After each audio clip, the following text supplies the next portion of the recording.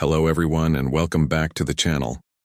Today we're embarking on a journey into the mists of time to uncover a mystery that has puzzled historians and archaeologists for centuries, the legend of a magnificent lost city. Imagine a place of incredible beauty and advanced technology, a sprawling metropolis that vanished without a trace. Who built this wonder, and what secrets did they take with them to their watery grave or jungle tomb? The story begins not with hard evidence but with whispers and ancient texts. The most famous of these tales is, of course, Plato's account of Atlantis. He described it as an island nation, larger than Libya and Asia combined, located beyond the Pillars of Hercules, what we now call the Strait of Gibraltar. According to Plato, Atlantis was a naval power that conquered parts of Western Europe and Africa around 9600 BC. It was a utopian society, rich in resources, with concentric rings of land and water, and a grand temple dedicated to Poseidon at its center. Its people were said to be descendants of the god of the sea himself. They were noble and wise, living in perfect harmony. But, as the story goes, their human nature got the better of them. Greed and hubris corrupted their society. They sought to conquer more lands, launching an aggressive campaign against Athens and the rest of the ancient world. The Athenian army, though outnumbered, heroically defended their civilization. And then, in a single day and night of misfortune, violent earthquakes and floods struck, and the island of Atlantis disappeared into the depths of the sea. A cautionary tale from Plato, perhaps, warning against the dangers of imperial ambition and moral decay. For centuries, Atlantis was considered just that, a philosophical fable. But what if there's more to it? The search for Atlantis has captivated explorers for generations. Some believe it lies at the bottom of the Atlantic Ocean, exactly where Plato said it was.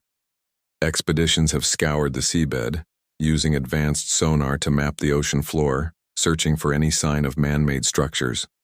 Others suggest the legend was inspired by a real historical event, like the massive volcanic eruption on the island of Thera, now known as Santorini, around 1600 BC. This cataclysmic event wiped out the Minoan civilization, a highly advanced Bronze Age culture. Could the memory of this disaster, passed down through generations, have been the seed for Plato's story? Theories point to locations all over the world: the Caribbean, off the coast of Spain, even in Antarctica. Each location has its champions, presenting intriguing but often circumstantial evidence. Formations that look like submerged walls, geometric patterns on the seafloor, or ancient artifacts that don't quite fit the historical timeline. Yet, despite all the searching, no definitive proof of Atlantis has ever been found. It remains a tantalizing what if, a ghost city that lives on in our collective imagination. But Atlantis isn't the only lost city that whispers to us from the past. Let's travel from the depths of the ocean to the dense jungles of South America in search of El Dorado. Unlike Atlantis, El Dorado wasn't initially a city, but a man. The legend comes from the Muisca people of modern-day Colombia. It describes a ritual where a new chieftain, the Gilded Man, would cover his body in gold dust and from a raft offer treasures of gold and emeralds to the god Guatavita in the middle of a sacred lake. When the Spanish conquistadors heard these stories, their imaginations ran wild. The tale of a man covered in gold morphed into a city paved with gold, a kingdom of unimaginable wealth hidden deep within the impenetrable Amazon rainforest. This ignited a feverish, centuries-long quest that would cost countless lives and fortunes. Explorers like Francisco Pizarro and Sir Walter Raleigh led grueling expeditions into the jungle, battling disease, hostile tribes, and a landscape that seemed determined to swallow them whole. They found great wealth, yes, but the mythical city of El Dorado remained elusive, always just over the next mountain range or down the next river. Modern archaeologists have a different perspective. They believe El Dorado wasn't a physical place, but a representation of the incredible metallurgical skills and ritualistic practices of the indigenous peoples of the Andes. Divers have recovered hundreds of gold artifacts from Lake Guatavita, confirming the basis of the ritual.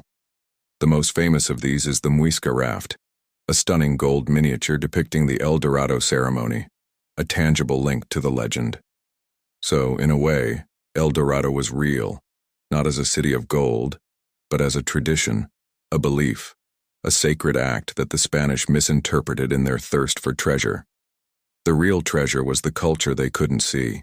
Now let's journey east, to the shifting sands of the Arabian desert, to a place known as Iram of the Pillars, the Atlantis of the sands. Mentioned in the Quran, Iram was a city of magnificent towers and great wealth, built by the Ad tribe. They were giants, a powerful and proud people who, like the Atlanteans, grew arrogant and corrupt. They defied the prophet Hud, who warned them to return to the worship of God. As punishment, a furious sandstorm was sent by God, burying the city and its wicked inhabitants for all time, leaving no trace behind.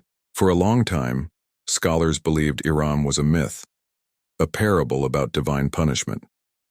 But in the 1990s, a team of archaeologists, including the adventurer Ranulph Fiennes, used a combination of ancient texts and NASA satellite imagery to find something extraordinary.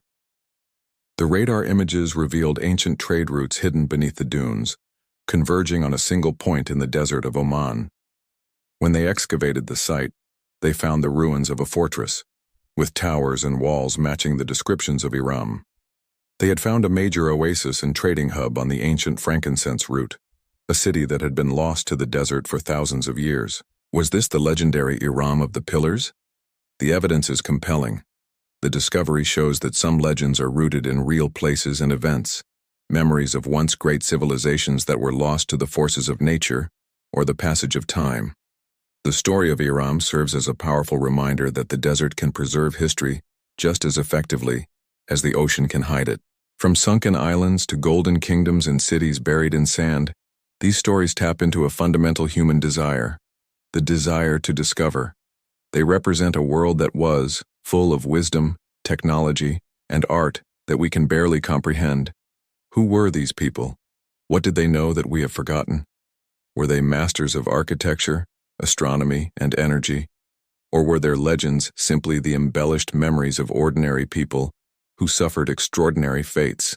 The creators of these cities, whether real or imagined, were people like us. They built, they loved, they dreamed, and they made mistakes. The Atlanteans, in their hubris, were consumed by the sea. The people of Iram, in their arrogance, were swallowed by the sand. The Muisca's sacred ritual was twisted into a destructive obsession with gold. Each story is a mirror, reflecting our own potential for both greatness and self-destruction. Perhaps the real reason we're so obsessed with finding these lost cities is not just for gold or glory. It's for connection. It's the hope that somewhere, buried deep in the earth or the sea, lie the answers to some of our oldest questions. Where do we come from? What are we capable of? And what happens when a civilization falls? The quest for a lost city is ultimately a quest to understand ourselves. Thank you so much for joining me on this incredible journey through history and legend. What do you think? Are these cities real, waiting to be rediscovered? Or are they powerful myths that teach us important lessons? Let me know your thoughts in the comments below. If you enjoyed this exploration, please give this video a thumbs up, and don't forget to subscribe and hit that notification bell so you won't miss our next adventure. Until next time, keep questioning and keep exploring.